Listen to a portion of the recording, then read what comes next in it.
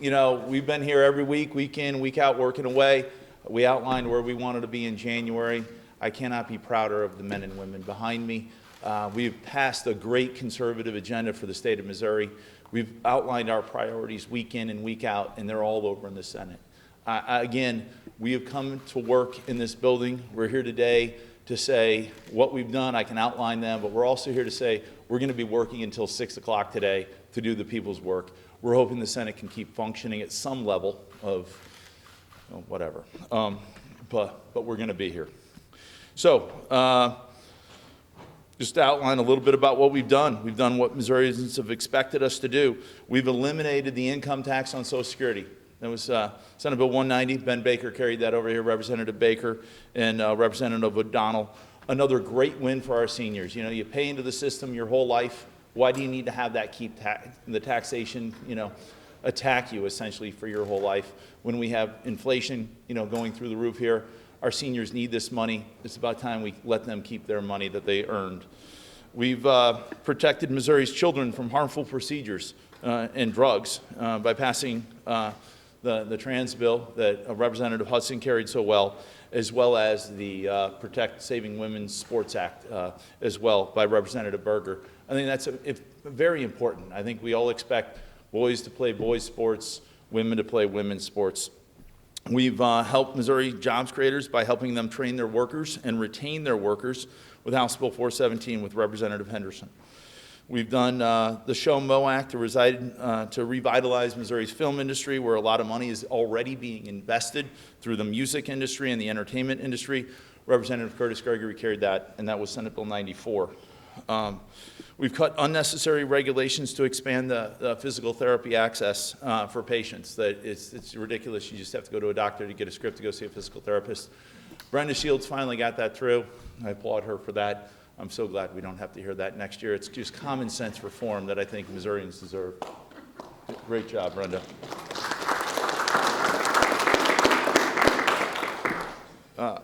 Let's see. We've addressed the texting and driving. We want our roads to be safe.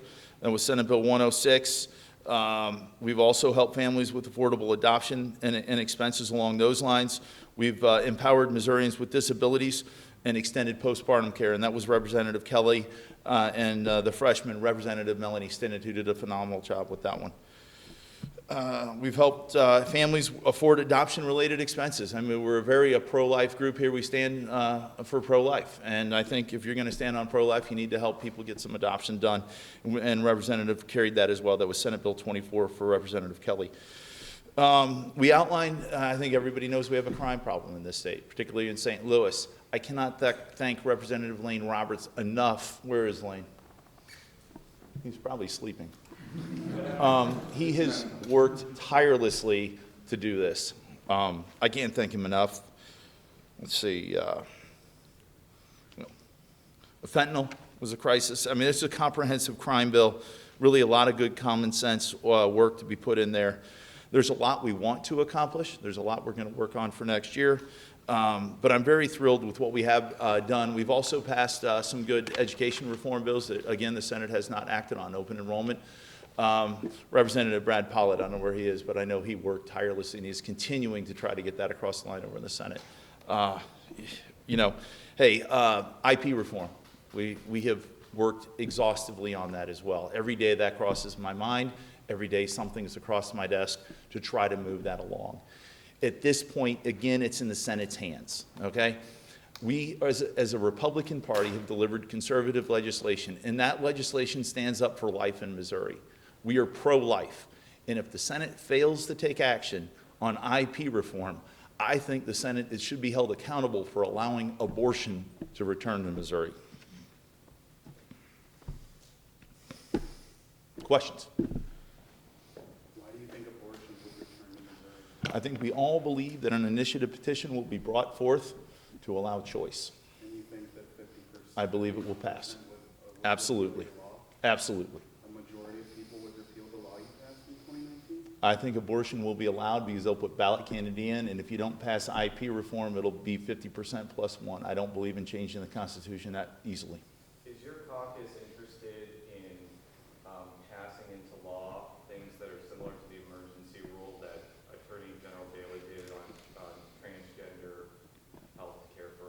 I think we addressed transgender as we thought we should, which was, what was it? I have the bill numbers right here. 49 and 39. That's how we believe it should be addressed. I stand by that. Those are great. That's great pieces of legislation. You don't support restrictions for transgender healthcare for adults, No, we did not address that in the bill. but do you support restrictions on it? I voted on those two bills. Those were not discussed. I stand by the product that we produce, which I think is a good product for Missourians. And it really protects our kids. What we're here to protect the vulnerable people. Our children don't need to have these transformative surgeries or drugs given to them when they're teenagers. They need to be 18. That's what the drug addressed, the bill addressed, and that's what I stand on. Mr. Speaker, what are your overall thoughts on this past session? I'm happy. I mean, look what we've delivered. We've addressed transgender, okay? We've protected the vulnerable. We've cut taxes. We are continuing to do things. Crime. We've really done well, and that's because of the men and women behind me. We've worked hard. We're continuing to work hard. We have 2 hours left to go. We're always hoping, right? This is the building of eternal hope. There's still some things that can get done. We're hoping the Senate has some common sense restored, and they can pass some stuff here. We're open. We're happy to take stuff back that they send over, and we're going to continue to hope for the next 2 hours. But we've had a very productive year. And the seniors should be grateful, right? They're going to be able to afford to stay in their homes. They're going to be able to afford the increasing food costs. We don't have to worry about the sports issue with boys playing women's sports. I think we've protected that. We've addressed crime. The fact that Kim Gardner resigned is a big victory, okay? The fact that we are also addressing the fentanyl problem and other little components of crime to help our officers out. We've given our troopers a pay raise. Yes, we've had a great year. Two other big issues were the foreign ownership of farmland and sports betting. What's the path forward for both of those? It seems we're in the waning hours now. Is that Well, if I'm a gaming man on sportsbook, I wouldn't put a bet down. Foreign ownership is an intricate issue. I'm going to let Representative Hafner talk on that if you would like. But again, we believe in the legislative process, and that is a difficult issue. None of us here, I believe, want the evil empires of the world controlling Missouri farmland. But we do recognize that there are good investors in the state that are our friends: Canada, Great Britain, Israel. But how do you draft that? And that's the problem. We want to protect Missouri farmland. We want to protect our crops. We want to have secure food. And there's a way to do it, we believe. It just wasn't able to get across the line this year. This might repeat some of what you just said, but I'm going to ask it anyways because I do think it's important to get your side. The Missouri Rural Crisis Center put out a press release this week saying that you and Representative House are blocking a vote on that bill, a final vote on the House floor. Can you respond to that? Nope. I don't know what you're talking about. Next. What's the message that you have for children in St. Louis? There was a big push from students around Central Visual and Performing Arts who survived a school shooting, and that wasn't something that the legislature passed or kind of even really. Oh, I'd beg to differ. Are you kidding? We outlined that we wanted to attack crime, that we want to hold the perpetrators of crime accountable. This is what we're doing. Guns don't kill people, people kill people. There's a mental health crisis. We've addressed some of that in our legislation this year. We're doing what we can to get a reasonable prosecutor appointed in the city to go after those perpetrators. It's inexcusable what happened at that school and those victims. We need to get those people held accountable. You can't expect civil society if you're not going to prosecute the perpetrators. Right. In CVPA, though, police were called and knew that this individual was a risk, in having a weapon, and police couldn't do anything to take that weapon from the shooter. What message do you have to those students who came here and advocated for gun legislation reform? Well, they did respond. In fact, we honored them on the dais. They responded in a very timely manner. Their heroic actions saved dozens of lives, perhaps. It's one day at a time. The city has a crisis. It needs to be addressed. Other questions? During the debate on that transgender legislation, a member of your caucus, Representative Sander, had wanted to speak on that legislation and speak in opposition to it, but wasn't given the opportunity. Can you address that? No individual was singled out there whatsoever. We have a process in this building. Those bills were vetted earlier in the legislative process. It's well known in the floor how many people are usually going to talk. Our floor leader does a great job of managing debate on the floor. If you let it go on and on and on, we would become the Senate. At this point, he said that he's considering leaving is it lack of support, you know, in actions? Can you address, Representative Sanders services 38,000 people as he sees fit, okay? Those are his priorities. We may not agree 100% of the time. We're a broad tent, okay? We don't expect to agree with everybody 100% of the time. You know, how he chooses to handle himself or what his issues are and why he chooses to be a Republican are entirely up to him. Again, we debate, we caucus, we try to work together. I want to say one of the governor's big priorities that wasn't addressed is childcare this year, and I know Representative Fields, that was a really big thing for you. But what's the plan there going forward? That was a huge governor priority. There's several bills over there that can be done. We're working until 6 o'clock. We are eternally hopeful. Have you talked to the Senate or leadership at all about the next 2 hours? I haven't spoken to them in the last 2 hours, but you know, I know they're working hard and they have a different game plan over there. I'm sad that some senators use things as hostages, if you will. I think they're kind of quite terrorist, if you will.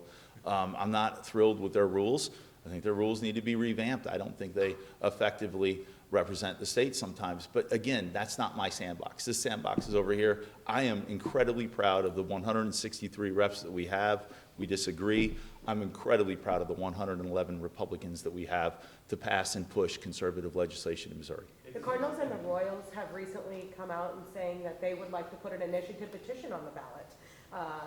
President DeWitt III has been very vocal about this in the past 2 weeks. What do you think about these professional sports teams putting the question on the ballot, asking if sports betting should be legal in the state? You know, it's unfortunate we can't pass that. It's unfortunate the Senate is not taking that bill up. I think they've had numerous years and opportunities to do that. If there is an initiative proposed by the Cardinals to do that, I would like it to pass with 50%, 57% of the vote, though. There's been already reports of an exodus of families that have transgender members in their families. A real-life example is a school board member in Columbia who recently resigned in the past week and plans on leaving the state. What do you have to say to families that have transgender members in their families that are now fearful as a result of the legislation you passed? I don't think they need to be fearful at all. I don't think this body, this caucus, you know, has any disdain for anybody.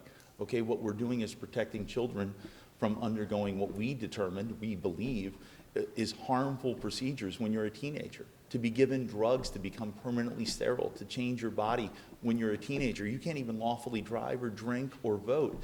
And they're asking you to be able to do that to a child? I think that's entirely wrong. I think it's wrong for men to play women's sports. I have a 14-year-old daughter. I don't want her playing sports with a guy. No, what we passed is common sense reform to protect our children. And I'm sorry those families feel that way. But this is Missouri. We're going to protect the vulnerable. During the public hearing portion of the discussion of this bill, there was 2 rooms full of individuals that traveled very far and apparently stayed until 2 in the morning to be heard. And aside from the chairman of that committee, not a single member of your caucus sat there to listen to them. Can you actually describe what types of outreach and discussions you and your caucus had with actual members of the transgender community? You know, they can come, anyone. The state of Missouri, our citizens come down here. This is a big building. You guys walk the halls every day. People are welcome down here. They're not excluded whatsoever. You can always submit written testimony too. Have you had any discussions with any transgender individuals? Yes, I have. So, Yes, I have. Can you describe those discussions? You know, it was During the debate of this bill in particular? I'm not going to discuss intimate details of any individual's personal account on what they believed in, but it was emotional, and there were some points I disagreed with. But I've been dealing with this issue as well for the last 6 years. When I was Gen Laws Chair, we took up this issue as well. Why do you, every time we come here during these end of session press conferences, a recurring theme is a disconnect between the House and the Senate.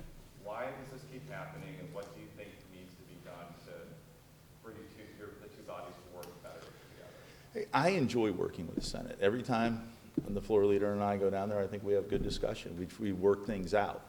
I am not here to meddle in their affairs, all right? They have their sandbox, we have ours.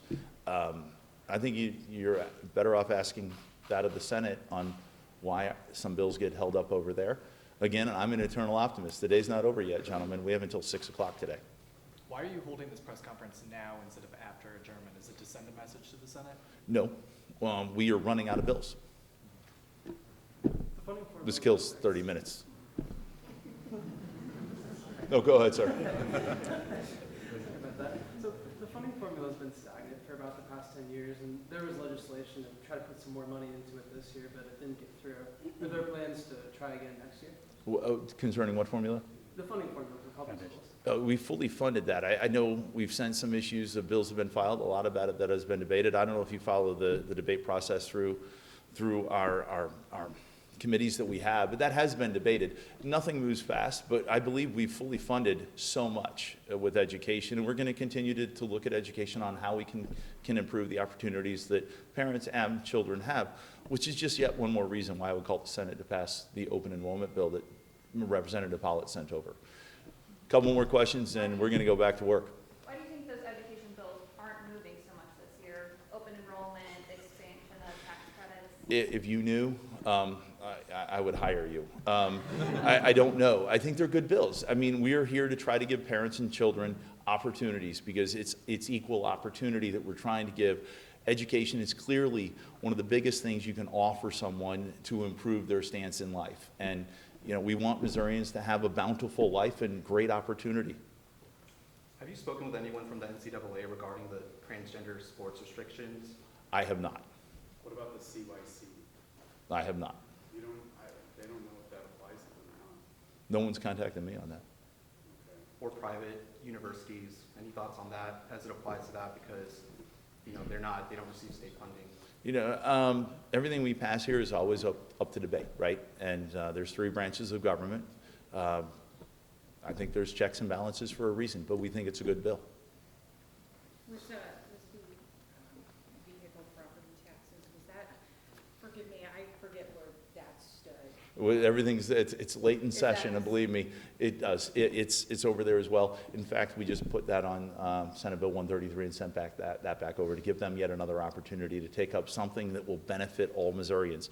You know, 4 years ago you bought a vehicle, 5 years ago you bought a vehicle, you paid your personal property tax. I don't mind contributing to this state. So we have roads, bridges, you know, what the necessities we need. And then COVID hit, and then the government flooded the market with money, and it changed our supply chain. And next thing you know, you had a 5-year-old car, and your property taxes doubled on that almost. That's not what government should be doing, and government shouldn't certainly benefit from the mistakes that it made there. So yes, we are hoping that gets across the line too. Thank you all very much. I appreciate it. It's been a good year. Emily, well, I'll get you one more, Emily. No, You're my favorite, so. Are you holding one after as well? Or is this You know what, I would love to. Everyone's asked me that too. Let's just see what gets done, right? You don't need to hear me banter on any more than I do. Let's just hope we get some good things across the line for the citizens of Missouri, and thank you all very much.